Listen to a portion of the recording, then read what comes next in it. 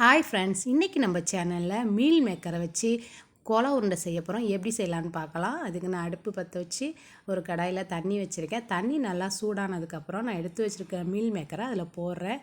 இது கொஞ்சமாக வேகணும், அப்போ தான் நல்லா சாஃப்டாக கிடைக்கும். அதுக்காண்டி வேக வைக்கிறேன். சுடு தண்ணியில் போட்டுட்டாலும் அது வெந்துடும். ஆனாலும் நான் ஒரு கொதி வந்தோன்னே நான் இறக்குறேன். இது நல்லா வெந்ததுக்கப்புறம் இதை நம்ம ஃபில்ட்ரு பண்ணி எடுத்து வச்சுக்கலாம். மீல் மேக்கர் இந்த மாதிரி நமக்கு நல்லா பஞ்சு போல் வெந்துருச்சு பாருங்கள். அப்போ தான் நம்ம இந்த கோலா உருண்டை செய்யும் போது நல்லா நமக்கு சாஃப்டாக கிடைக்கும். அதில் உள்ள தண்ணியெல்லாம் நம்ம நல்லா வடிகட்டி எடுத்துடணும்.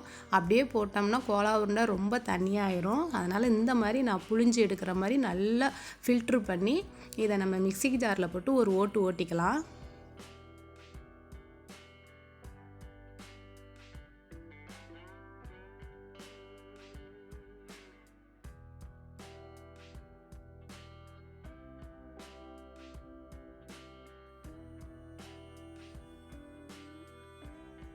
மிக்ஸி ஜாரில் நான் இப்போ ஒரு ஓட்டு ஓட்டிட்டேன். இந்த பக்குவத்துக்கு தான் நம்ம அதை அரைக்கணும். ரொம்ப நைஸாகவும் அரைக்கக்கூடாது. பாருங்கள், ரொம்ப நைஸாக அரைச்சா கோலா உருண்டை நல்லா இருக்காது. அதனால் மீல் மேக்கரை கரெக்டான ஒரு ஓட்டு ஓட்டுனாவே அது நமக்கு நல்லா அரைஞ்சி வந்துடும். பாருங்கள், இந்த பதத்துக்கு நம்ம அரைச்சிட்டு இது கூட என்னென்ன மசாலா நம்ம ஆட் பண்ண போகிறோன்னு பார்த்துடலாம். ஸ்டவ் பற்ற வச்சு கடாய் வச்சுருக்கேன். கொஞ்சமாக எண்ணெய் விடுறேன். கிராம்பு ஒன்று போடுறேன்.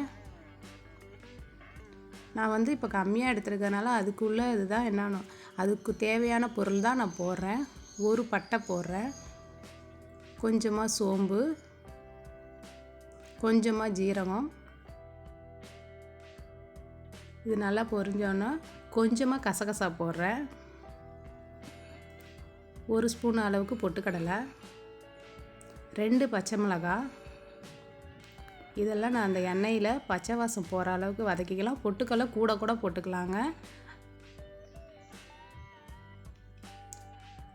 பச்சை வாசம் போனதுக்கப்புறம் கொஞ்சமாக கருவேப்பிலை, புதினா இலை கொஞ்சம், மல்லி இலை கொஞ்சம், 2 துண்டு இஞ்சி, ஒரு 10 பல்லுக்கிட்ட நான் சின்ன பூண்டாக இருக்கிறதுனால ஒரு 10 பல்லு புட்டை போட்டிருக்கேன். ஒரு அரை வெங்காயம், பெரிய வெங்காயம் 6 இது கட் பண்ணி வச்சுருந்தேன், அதையும் போட்டுக்கிறேன். இதையெல்லாம் நம்ம பச்சை வாசம் போகிற அளவுக்கு, ரொம்ப வதக்கணும்னு இல்லை, அந்த பச்சை வாசம் போகிற அளவுக்கு அதை வதக்கிட்டு இதோட நான் ஒரு 2 ஸ்பூன் அளவுக்கு துருகின தேங்காய், துருகி வச்சுருந்த தேங்காவை ஒரு 2 ஸ்பூன் அளவுக்கு நான் அதில் போட்டுக்கிறேன். தேங்காவை போட்டு தேங்காவில் இருக்கிற அந்த ஈரப்பதம் போகிற அளவுக்கு நம்ம லைட்டாக வதக்கிக்கலாம்.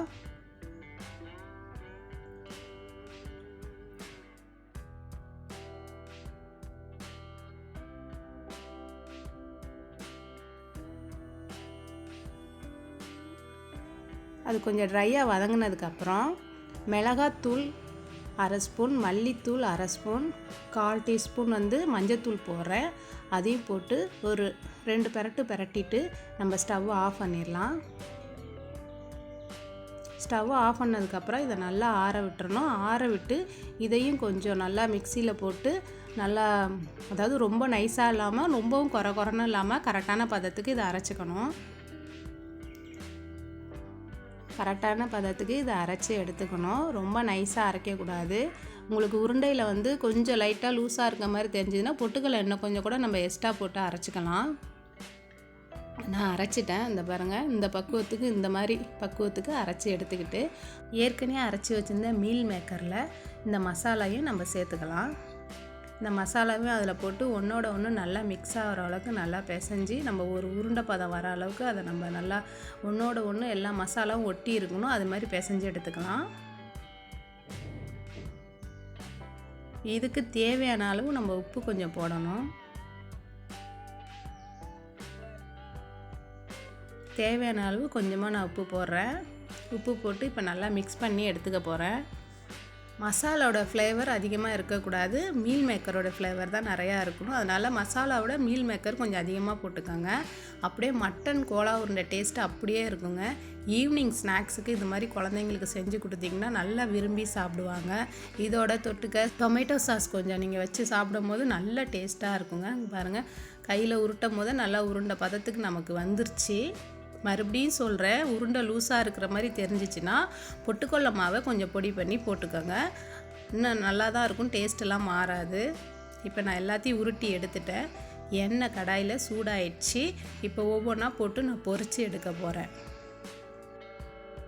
எண்ணெய் நல்லா சூடாயிடுச்சு. நம்ம எண்ணெயை வந்து சிம்மில் வச்சுட்டு மிதமான ஹீட்டில் தான் இதை பொரித்து எடுக்கணும்.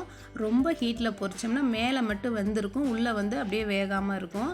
அதனால் நீங்கள் மிதமான ஹீட்டில் பொறுமையாக வேக வச்சு எடுத்திங்கன்னா உள்ளேயும் நல்லா வெந்திருக்கும், வெளியிலையும் ரொம்ப கருகாமல் இருக்கும், சாப்பிடவும் நல்லா டேஸ்ட்டாக இருக்கும். பாருங்கள், நல்லா கலர் கொடுத்துருச்சு. இந்த பக்குவம் வந்ததுக்கப்புறம் நம்ம ஒவ்வொன்றையும் எடுத்துட வேண்டியதான். மீல் மேக்கர் கோலா உருண்டை ரெடி ஆயிடுச்சுங்க. இந்த வீடியோ பிடிச்சிருந்தா லைக் பண்ணுங்கள், ஷேர் பண்ணுங்கள், சப்ஸ்கிரைப் பண்ண மறந்துடாதீங்க.